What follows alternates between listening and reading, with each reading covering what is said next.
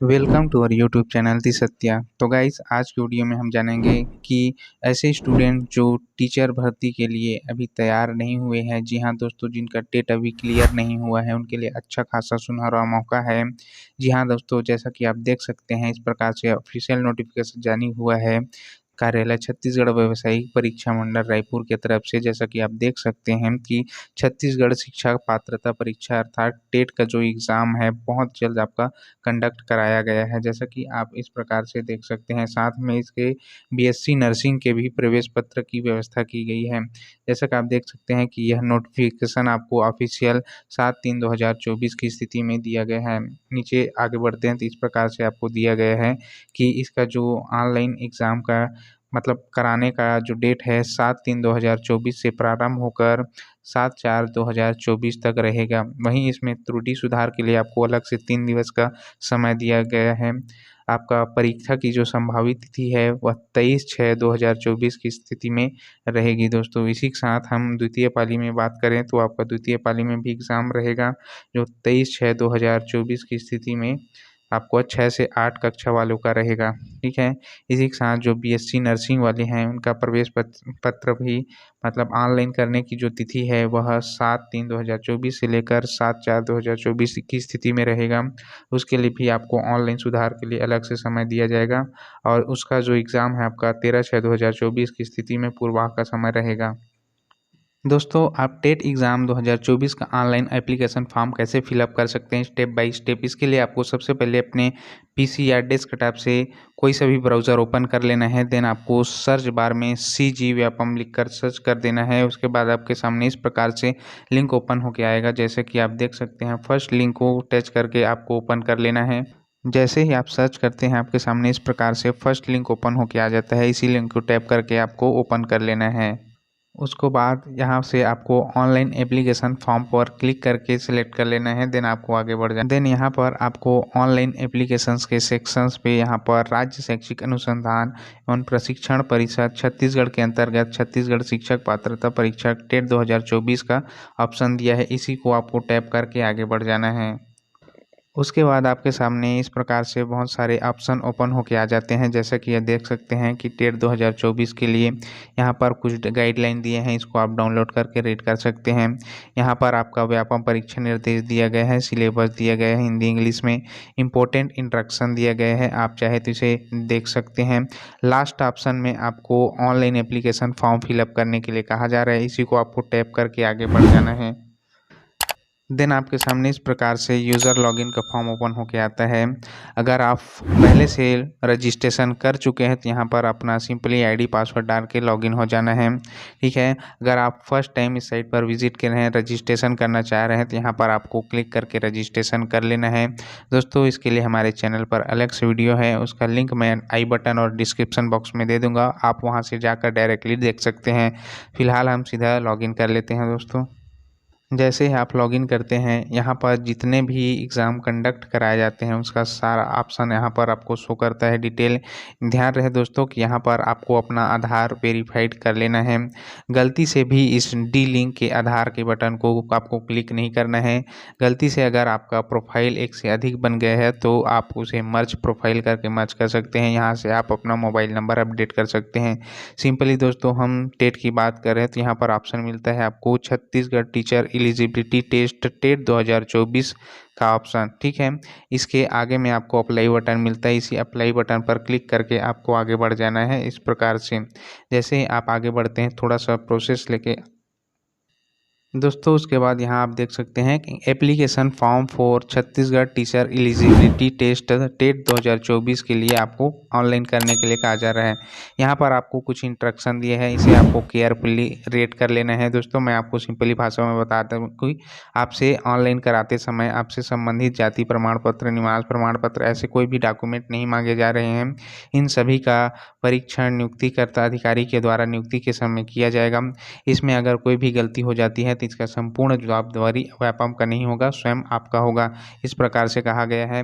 इसमें अगर कोई भी त्रुटि हो जाती है तो उसके सुधार के लिए आपको अलग से समय 3 दिवस का दिया जाएगा। ठीक है, आवेदन सफलतापूर्वक सबमिट हो जाने के बाद आपको उसका प्रिंट आउट अनिवार्य रूप से रख लेना है। ठीक है, आवेदन पत्र भरने से पूर्व आपको पात्रता नियम की संपूर्ण जो जानकारी है उसको रीड कर लेना है, उसके बाद ही आपको फॉर्म ऑनलाइन फिलअप करना है। दोस्तों, आपको इस इंस्ट्रक्शन को भी केयरफुली रीड कर लेना है।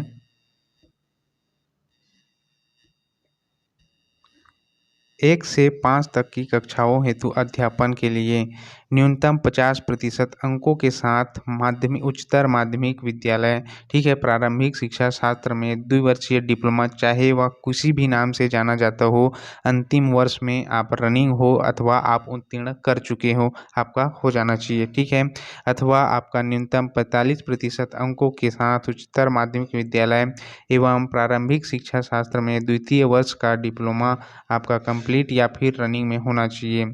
उसके बाद इसके अलावा आपके पास अथवा में न्यूनतम 50% अंकों के साथ उच्चतर माध्यमिक या फिर साथ में उसका 4 वर्षीय प्रारंभिक शिक्षा शास्त्र स्नातक डीएलएड के अंतिम वर्ष में आप सम्मिलित हो अथवा उत्तीर्ण हो अनिवार्य है, अथवा न्यूनतम 50% अंकों के साथ उच्चतर माध्यमिक, ठीक है, तथा शिक्षा शास्त्र में विशेष शिक्षा में द्वितीय वर्ष का आपका डिप्लोमा अंतिम वर्ष में आपका रनिंग हो या फिर कंप्लीट हो जाना चाहिए, अथवा स्नातक एवं तथा प्रारंभिक शिक्षा में द्विवर्षीय डिप्लोमा, चाहे वह किसी भी नाम से जाना जाता हो, अंतिम वर्ष में आप सम्मिलित हो अथवा उत्तीर्ण हो जाना चाहिए 50% अंकों के साथ।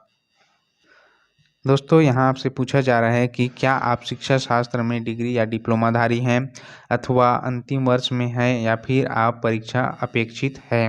ठीक है, यदि आप बीएड वाले हैं तो आप डिग्री सेलेक्ट करेंगे, डीएलएड वाले हैं या डीएड वाले हैं तो आपको डिप्लोमा सेलेक्ट कर लेना है। उसके बाद यहाँ आपसे पूछा जा रहा है क्या आप विभागीय निर्देश के दर्शित निर्धारित शैक्षणिक अर्हता रखते हैं, यहाँ पर आपको यस करना है। उसके बाद आपको आगे बढ़ जाना है। यहाँ आपसे पूछा जा रहा है for upper primary select 1 subject combination, तो जो भी आपका सब्जेक्ट है जैसे मैथ साइंस है तो मैथ साइंस सेलेक्ट करना है, अदरवाइज सोशल स्टडीज़ है या सोशल साइंस है तो आपको सोशल साइंस सेलेक्ट कर लेना है। उसके बाद आपको आगे बढ़ जाना है। दोस्तों, इस फॉर्म को फिलअप कर लेते हैं। हमारा डिप्लोमा है तो हम यहाँ पर डिप्लोमा सेलेक्ट कर लेते हैं। देन यहाँ पर हम अर्हताएँ रखते हैं तो यहाँ पर यस पर क्लिक करेंगे। हम यहाँ पर सोशल साइंस वाले नहीं हैं, साइंस और मैथ्स वाले हैं तो यहाँ पर सोशल साइंस को छोड़ देंगे। उसके बाद यहाँ आपसे पूछा जा रहा है एग्ज़ाम अप्लाइड फॉर, आप जिस परीक्षा हेतु आवेदन देना चाहते हैं उसका कृपया चयन कीजिए। तो 1 से 5 कक्षा के लिए जैसे आप चयन करते हैं तो पहला ऑप्शन, और 6 से 8 के लिए आपको दूसरा ऑप्शन, अगर दोनों के लिए तो आपको दोनों पर क्लिक कर देना है।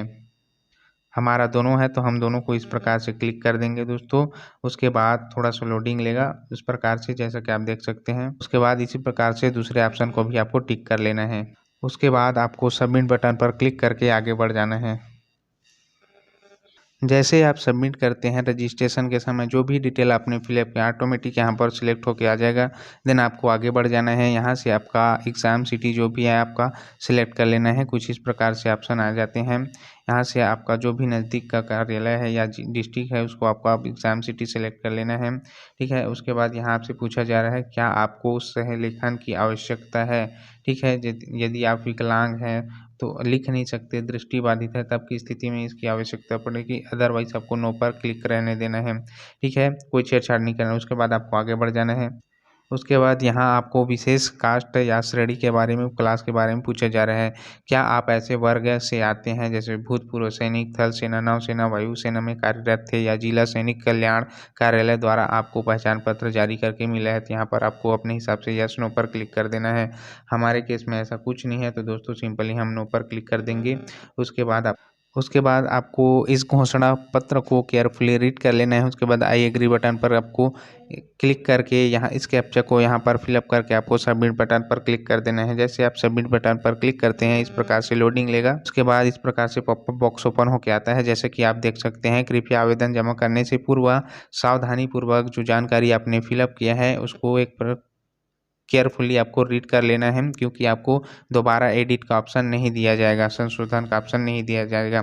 तो दोस्तों हमारे केस में सब कुछ सही है, सिंपली यहाँ पर ओके पर क्लिक कर देंगे। उसके बाद यहाँ पर ऑप्शन ओपन होकर आता है, जैसा कि देख सकते हैं कि कन्फर्म एंड सबमिट का। अदरवाइज अगर सारा डिटेल सही है तो आपको कन्फर्म एंड सबमिट पर क्लिक कर देना है। अदरवाइज कोई भी मिस्टेक होता है तो आपको एडिट बटन पर क्लिक करके एडिट कर लेना है। हमारे केस में सब कुछ सही है, सिंपली हम कन्फर्म एंड सबमिट बटन पर क्लिक कर देंगे। उसके बाद जैसा कि आप देख सकते हैं इस प्रकार से पॉपअप बॉक्स ओपन होकर आता है। You have successfully submitted the application form, you can check your application status in the dashboard under successful application. ठीक है, उसके बाद इसको आपको प्रिंट कर लेना है भविष्य के लिए।